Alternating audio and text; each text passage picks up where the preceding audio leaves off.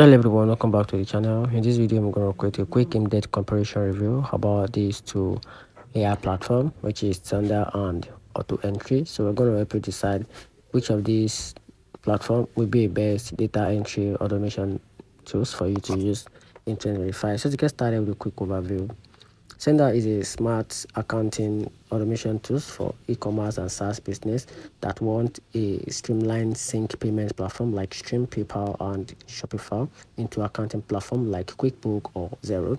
It also automates transaction, import, categorization, and reconciliation with a pinpoint accuracy, especially for built-in channel sellers.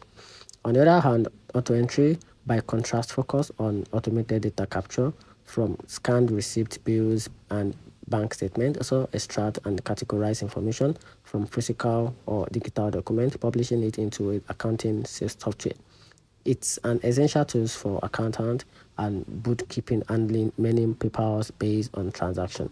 So both reduce manual entry but saves or serve different core purpose. So Synder is best for real-time transaction sync from a digital platform, while AutoEntry is best or better for document scanning or a CR based automation.